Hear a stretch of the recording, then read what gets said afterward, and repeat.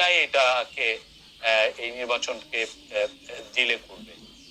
এটা আমাদের chief adviser বলেছেন, এবং আমাদের চিফ অ্যাডভাইজার বলার পরেই আপনারা দেখেছেন ইলেকশন কমিশনও বলেছেন।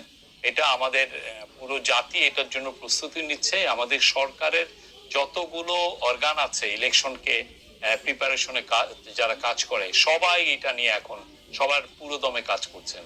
ইলেকশন ফেব্রুয়ারিতে হবে, এই বিষয়ে কোনো সন্দেহ নাই। যারা সন্দেহ বীজ রোপণ করছেন তাদেরকে বলবো আপনারা থামেন। ইলেকশন ফেব্রুয়ারিতে হবে, ফেব্রুয়ারির এই রোজা শুরু হওয়ার আগে ইলেকশন হবে, এবং ইলেকশন কমিশন খুব অতি শীঘ্রই ওনারা তো বলেছেন বোধহয় ডিসেম্বরে তফসিল ঘোষণা করবেন, এবং তার আগে যে ইলেকশনের প্রিপারেশনের যে কাজগুলো সেগুলো ওনারা খুব শীঘ্রই শুরু করবেন। জাতি প্রস্তুত। নির্বাচনে একটা আছে হচ্ছে যে নিরাপদ ইলেকশন, পিসফুল ইলেকশন অর্গানাইজ করা, এটা হলো সরকারের, এটা একটা দায়িত্ব।